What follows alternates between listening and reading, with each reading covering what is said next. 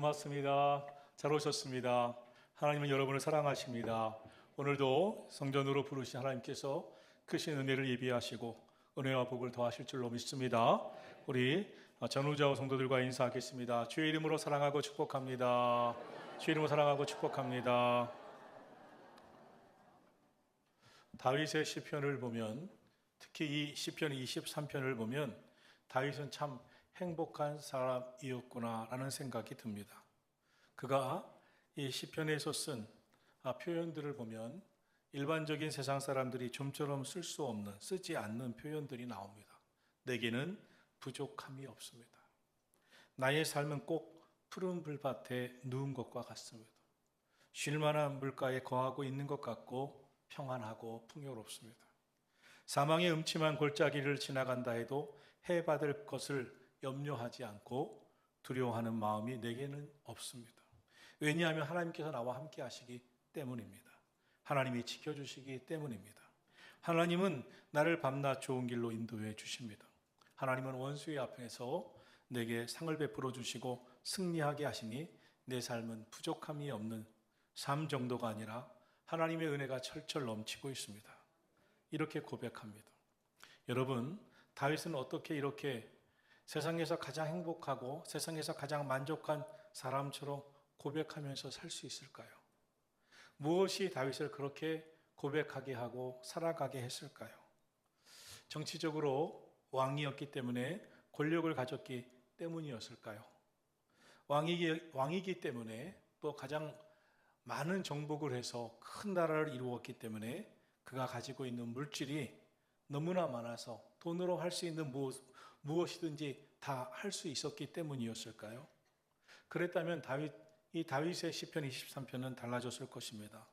내가 왕이 되어 권력을 잡아보니 내게는 부족함이 없었습니다.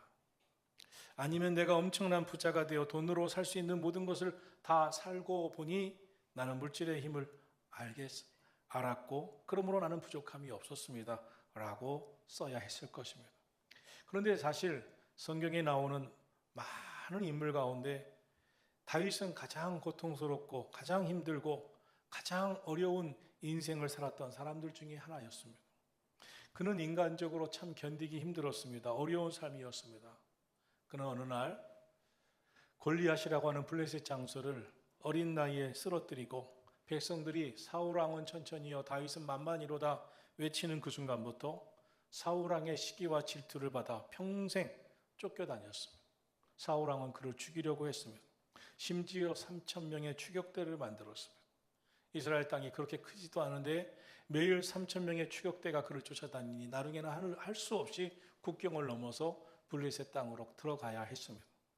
그런데 그 많은 역경과 어려움을 잘 이겨내고 결국 가장 존경받는 믿음의 사람, 가장 위대한 시대를 이루었던 왕이 되었습니다. 뿐만 아니라 신약 성경에서는 다윗을 향하여 하나님께서 내 마음에 합한 사람이라고 말씀하셨습니다. 하나님 마음에 맞는 사람이다, 내 마음에 합한 자라고 하셨습니다. 그만큼 하나님도 인정하신 사람, 믿음의 사람이 되었습니다. 다윗이 어떻게 그 힘들고 어려운 삶의 역경과 그의 삶에 있었던 숱한 고난들을 다 물리치고 그처럼 훌륭한 믿음의 사람, 승리한 인생이 될 수 있었을까요? 무엇이 다윗에게 이러한 승리를 가져다 줄 수 있었을까요? 다윗에게는 무엇이 있었기에? 성경은 이런 말씀을 합니다. 오직 의인은 믿음으로 말미암아 살리라. 다윗에게 있었던 것은 하나님 믿는 믿음이었습니다. 예수님은 겨자씨만한 작은 믿음이 있다고 해도 이 산을 명하여 바다에 던지려 하여도 그대로 될 것이라고 말씀하셨습니다. 예수님의 말씀은 믿음에는 능력이 있다는 것을 가르치는 말씀이었습니다. 믿음에는 우리가 상상할 수 없는 능력이 있습니다. 사방으로 우겨싸움을 당하여도 쌓이지 않는 능력, 거꾸로 뜨림을 당하여도 넘어지지 않는 능력, 그리고 우리가 당하는 어려움과 난관을 능히 이겨낼 수 있는 능력이 믿음에 있습니다. 다윗의 시편 23편도 정말 그의 삶에 숱한 어려움과 역경과 고난이 있었지만 그는 그럼에도 불구하고 그 역경을 넘어서서 하나님이 나의 목자가 되어주시니 나는 부족함이 없다고 고백하고 있습니다. 사실 저도 그렇고 여러분도 그렇고 이 시편 23편을 많은 사람들이 좋아합니다. 그런데 이 시편 23편이 참 힘들고 어려운 상황에서 죽을 수도 있는 위기에서 기록되었다는 것을 잘 아는 사람은 별로 없습니다. 시편 23편을 묵상할 때 깊이 생각해 보면 다윗이 이때 참 힘들었구나, 어려웠구나, 그 가운데 이 시편을 쓰고 있구나 하는 것을 알 수 있습니다. 1절을 보면 여호와는 나의 목자시니 내게 부족함이 없으리로다.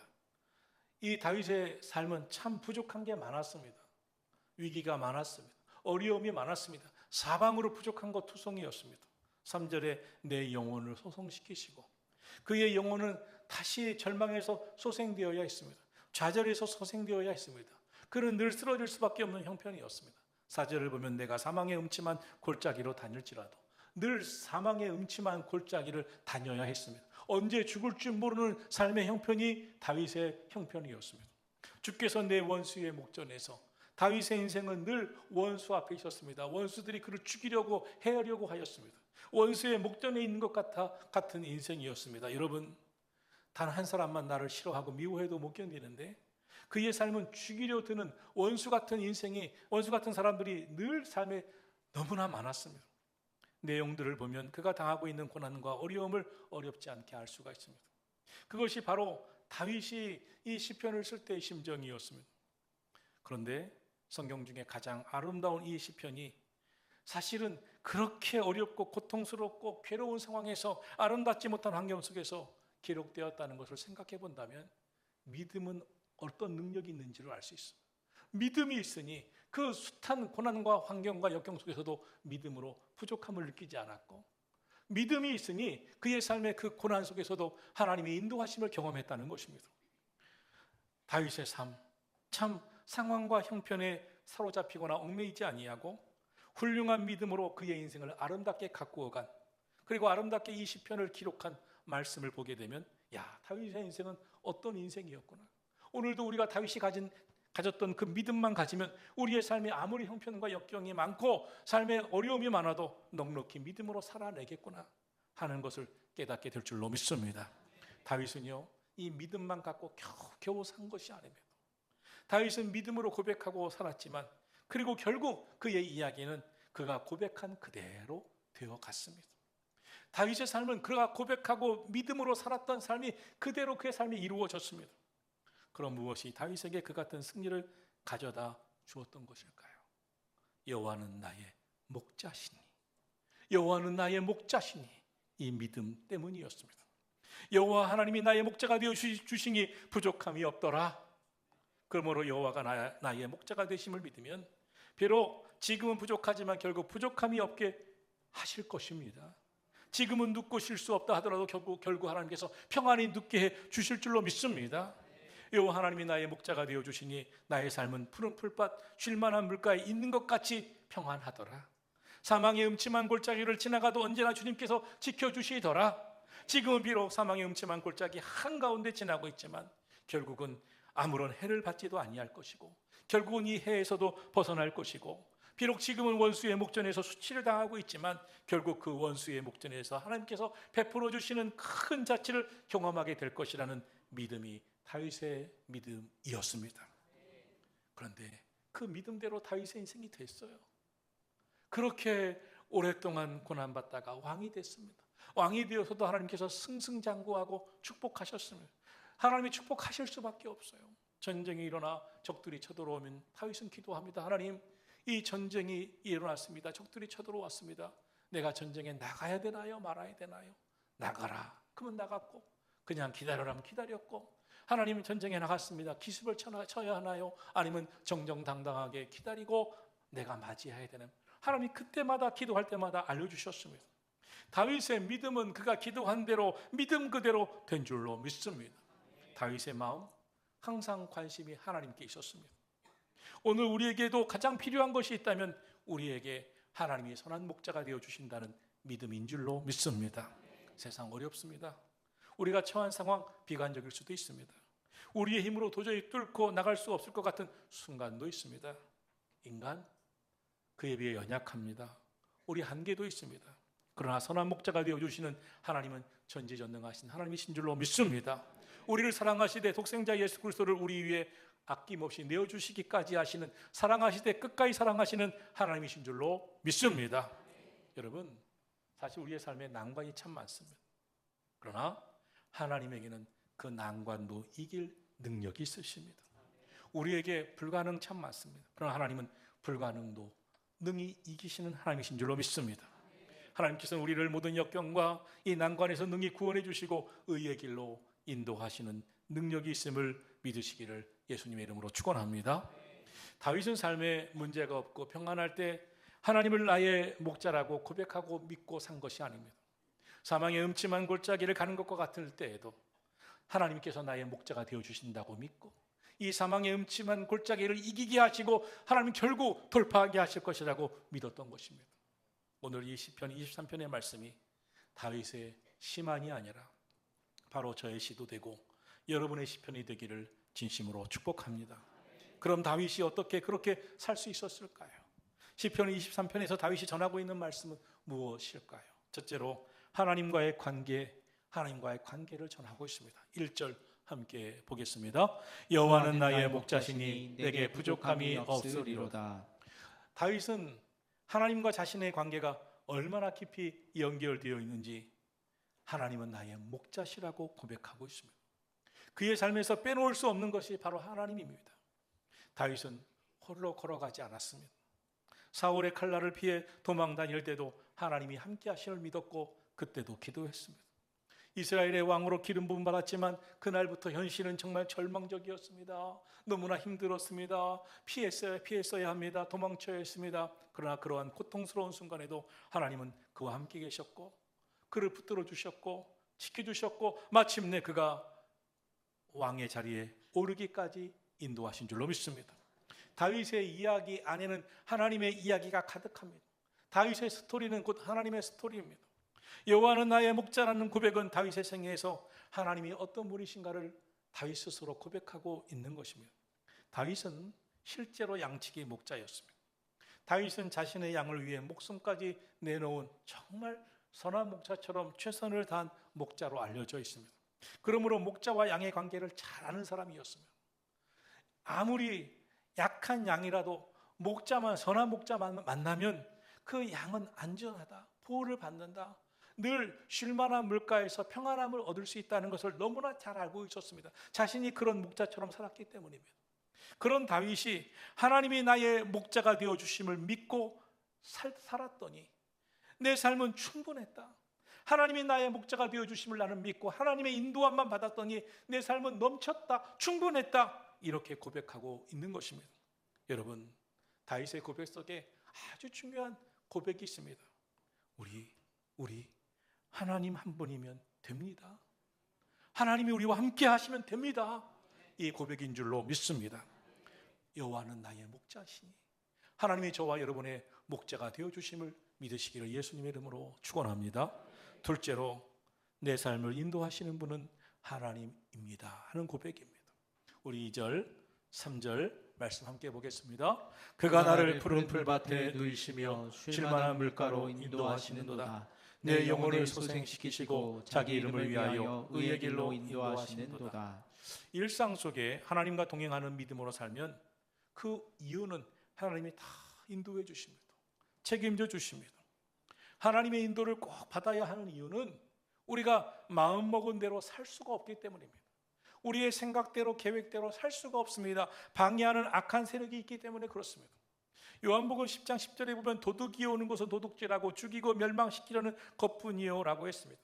사탄은 거짓의 아비입니다. 거짓의 아비인 사탄의 거짓은 아주 강력합니다. 누구나 사탄의 그 강력한 거짓 앞에 넘어갈 수밖에 없습니다. 그리고 생각보다 양은 참 약합니다. 잘 속습니다. 그래서 신앙생활에서 매우 중요한 것은 하나님의 인도하심을 받는 분별력입니다. 하나님의 인도와 사탄의 인도를 구별해낼 줄 알아야 됩니다. 사탄 마귀는 실존합니다. 그리고 우리 믿음의 성도들을 속이고 무너뜨립니다. 에덴 동산에서부터 사탄의 목표는 하나님과 하나님 택하신 주의 백성들과의 사이를 떼어놓는 것입니다. 하나님의 말씀을 의심하게 만듭니다. 거짓된 말에 유혹당하게 만드는 것입니다. 그러므로 우리는 늘 기도하면서 성령 하나님의 인도를 철저히 받아야 합니다. 하나님이 나를 붙잡아 주세요. 인도해 주세요. 주장해 주세요. 사탄이 주는 생각과 마음이 들 때마다 우리가 할 일은 이전보다 하나님 앞에 더 가까이 나아가는 것입니다. 내 마음이 절망이 있어요. 의심이 있어요. 불신이 있어요. 내 마음이 흔들려요. 신앙이 흔들려요. 그때마다 더 믿음의 자리에 나가고 찬양하는 자리에 나가고 기도하는 자리에 나가시기를 예수님의 이름으로 축복합니다. 마귀는 계속해서 하나님으로부터 우리를 분리시키려고 합니다. 하나님 아닌 다른 것들을 쫓아가도록 유혹하고 미혹합니다. 심지어 예수님도 마귀로부터 시험당하셨습니다. 그때 예수님이 말씀하셨죠. 사람이 떡으로만 살 것이 아니요 하나님의 입에서 나오는 말씀으로 살 것이니라. 우리도 하나님의 말씀으로 살아야 할 줄로 믿습니다. 하나님과 분리되면 아무것도 안 됩니다. 여러분, 기차를 보면 기차를 끌고 가는 것은 객차가 아닙니다. 짐차가 아닙니다. 기관차입니다. 우리가 객차를 보면 이 기차가 어떤 것은 5개량, 어떤 것은 10개량 있는 것을 봅니다. 요즘은 작은 것도 있습니다. 그래서 기차를 보면 기차가 우리가 지나가는 기찻길에 서면 10초, 어떤 때는 30초 지나갑니다. 미국에 가보면요, 기차가 100량, 150량 되는 것도 있어요. 한번 잘못 만나서 그곳을 통과해야 되면 한국처럼 금방 지나가겠지 하다 보면 30분도 지나가고 1시간도 지나갑니다. 그렇게 100량, 150량 되는 기차, 그 짐차들이 있습니다. 그런데 아무리 긴 기차도요, 기관차가 없으면 다 소용이 없습니다. 3량, 5량 있는 이 기차도 기관차가 있으면 움직이고 기관차가 없으면 못 움직입니다. 100량, 150량 있는 큰 기차도 기관차가 없으면 꼼짝 못합니다. 하나님과 우리와의 관계가 어떠신지 아십니까? 하나님은 창조주십니다. 우리는 피조물입니다. 하나님은 전능하신 하나님이십니다. 우리의 인도자가 되어주십니다. 하나님이 내 인생을 이끌어 주셔야 합니다. 인도함을 받으셔야 합니다. C.S. 루이스가 말했습니다. 인간 최대의 존엄성은 주도권에 있는 것이 아닙니다. 반응에 있습니다. 무엇에 대한 반응일까요? 하나님의 인도하심에 대한 반응입니다. 믿음이 있으면, 믿음이 없으면 내가 내 인생의 주인이라고 내 인생을 주도하려고 듭니다. 그런데 자기가 자기 인생의 주도권을 갖고 가는 사람 자꾸 넘어집니다. 자꾸 쓰러집니다. 계획을 많이 세우지만 모든 것을 한계를 느낍니다. 그때마다 생각합니다. 계획을 잘못 세웠나? 내가 노력하지 않았나? 아닙니다. 하나님이 나의 목자가 되시지 않으니, 하나님의 인도함을 받지 않으니 그렇게 된 것입니다. 여러분, 신앙생활은 무엇을 하기 위해서 믿는 것입니까? 신앙생활의 핵심은 하나님의 인도함을 받는 것입니다. 내 인생의 주도권을 주님께 드리는 것입니다. 하나님이 내 인생의 인도자가 되어 주시옵소서. 성령 하나님, 나를 인도해 주시옵소서. 우리 내일 무슨 일이 일어날는지, 아니 예배 끝나고 집에 돌아갈 때 무슨 일이 일어날는지 아는 사람이 어디 있습니까? 하나님이 우리로 하여금 내일을 알지 못하도록 하셨습니다. 내일을 염려하지 말라. 내일은 내일이 염려할 것이라고 말씀하셨습니다. 왜 이렇게 말씀하셨을까요? 내 인생을 잘 아는 사람, 나 오늘 이렇게 돼, 나 오늘은 절대 안 주고, 그러면 100층 빌딩에서 떨어봐 주시죠. 나는 오늘 절대로 무슨 일 안 당해. 그럼 무엇이든지 해보시죠. 인간은 한 치 앞도 볼 수가 없습니다. 그래서 오늘도 기도하는 거예요. 하나님, 오늘도 나를 지켜주세요. 오늘 나를 인도해 주세요.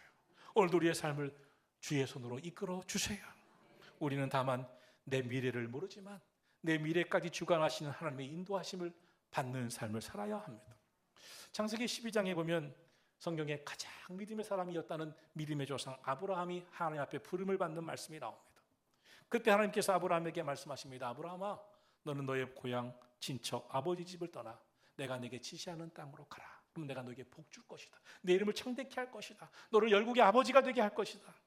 그때 하나님께서 어디로 가라, 이렇게 가라 말씀하시지 않습니다.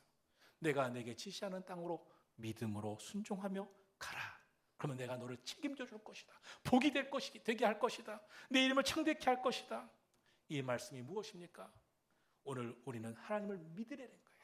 인도함을 받으려는 거예요. 순종하라는 거예요. 그 다음 하나님께서 책임져 주실 줄 믿으시기를 축원합니다. 믿음이 먼저입니다. 믿음으로 말씀에 순종하는 것입니다. 그럼 하나님이 인도해 주실 줄로 믿습니다. 믿음이 없다면 순종하지 못합니다. 순종하지 않으면 하나님의 인도를 받지 않습니다. 그러나 하나님의 인도를 받아보세요. 믿음으로 순종하며 살아보세요. 우리 인생에 걱정할 일이 없습니다. 하나님께서 내 삶을 지켜주실 줄 믿으시기를 예수님의 이름으로 축원합니다. 자꾸 인생을 살면서 믿음으로 살지 아니하고 순종하며 살지 않고 내 인생을 재단해서 내가 이렇게 할까 저렇게 할까가 아니라 하나님 어떻게 해야 됩니까? 어떻게 하기를 하나님 원하십니까? 인도해 주십시오. 인도함 받게 되기를 예수님의 이름으로 축원합니다. 오늘 성경에 내 영혼을 소생시키신다는 말씀이 있습니다. 우리의 영혼은 병들 때가 있습니다. 우리의 영혼은 좌절할 때도 있습니다. 그러므로 우리의 영혼을 돌보는 일에 관심을 가져야 합니다. 거짓되고 악한 생각들이 있으면 하나님의 인도함을 받을 수가 없습니다. 하나님의 인도를 잘 받으려면 내 마음이 하나님의 인도함을 받을 준비가 되어 있어야 됩니다. 믿음으로 순종해야 할 줄로 믿습니다. 셋째로 영원한 하나님 나라의 축복이 있어야 합니다. 시편 23편은 1절도 참 은혜롭지만 6절 역시 은혜롭습니다. 6절 말씀에 보면 예수 믿고 우리가 받을 축복을 잘 표현해 주고 있습니다. 6절입니다. 다 같이 보겠습니다. 내 평생의 선하심과 인자하심이 반드시 나를 따르리니 내가 여호와의 집에 영원히 살리로다. 아멘. 다윗은 6절에서 놀라운 고백을 하고 있습니다. 내 평생에 주님의 선하심과 인자하심이 반드시 함께 할 것입니다. 나를 인도해 주실 것입니다. 내가 영원히 여호와의 집에 거하리로다. 영원히 여호와의 집에 살리로다. 여기서 무슨 말씀을 하고 있습니까? 평생, 영원이란 말씀을 언급하고 있습니다. 평생 하나님이 나와 함께 하실 것입니다. 나는 영원히 여호와의 집에 거할 것입니다. 여러분, 평생 여러분이 하나님이 나의 선한 목자가 되어주심을 믿고 믿음으로 살면 여러분의 평생을 주님의 선하심과 인자하심이 함께 하실 줄로 믿습니다. 그러면 우리 다윗처럼 영원히 여호와의 집에 거하면 됩니다. 그는 영원히 여호와의 집에 거하겠다고 했습니다. 영원히 여호와의 집에 거한다. 이것은 천국까지 의미하고 있는 것입니다. 다윗의 인생은 하늘나라 영원한 여호와의 집 천국까지 예비되어 있음을 믿고 사는 믿음의 인생이었습니다. 그래서 다윗은 믿음으로 살았습니다. 다른 삶을 살았습니다. 다윗은요, 사울왕과 싸우지 않았습니다. 아들 압살롬이 반란을 일으켰을 때도 아들과 싸우지 않았습니다. 시므이가 계속 그를 쫓아다니면서 저주하고 모욕적인 말을 할 때 신하들은 명령만 내리면 당장 그를 죽이겠다고 할 때도 다윗은 그냥 저주하게 내버려둬라. 혹시 여호와께서 나의 원통함을 감찰하시고 그 저주함 때문에 나를 여호와께서 선으로 갚아주실 줄 아느냐고 말했습니다. 어떻게 이럴 수 있습니까? 어떻게 싸우지 아니하고 어떻게 원통하지 아니하고 그를 저주하는 자를 내버려 두라고 할 수 있습니까? 다윗은 영원히 살아갈 여호와의 집을 믿음으로 보았습니다. 그러므로 이 땅의 삶을 살지 않으려고 했습니다. 이 땅에서 싸우려 들지 않았습니다. 영원한 천국에 대한 믿음을 가지고 있었기 때문에 삶이 달랐습니다. 너그러웠습니다. 믿음으로 바라봤습니다. 감사하며 살았습니다. 사랑하며 살았습니다. 오늘 억울한 일, 원통한 일, 괴로운 일이 있어도 거기에 매이지 않았습니다. 하나님의 뜻이 있겠지, 인도하심이 있겠지, 하나님의 축복이 있겠지. 여러분, 저와 여러분에게도 이 믿음이 있기를 예수님의 이름으로 축복합니다. 세상 결핍으로 가득 차 있습니다. 인간은 아무리 가지고 있어도 부족하다고 느낍니다. 내게 부족함이 없으리로다. 이 고백은 참 꿈같은 이야기 같습니다. 시편 23편 읽어본 사람 많고 암송하는 사람 참 많습니다. 그런데 이렇게 살아가는 사람은 얼마나 될까요? 여호와는 나의 목자시니 난 정말 부족함이 없습니다라고 느끼면서 사는 분은 얼마나 될까요? 왜 이렇게 못 살까요? 현실이 다르기 때문입니다. 신앙생활을 오래 하다 보면 성경을 추상적으로 읽고 넘어갈 위험이 있습니다. 그리고 이렇게 고백하겠죠. 나는 내가 부족함이 없어 보이려고 노력하고 있습니다.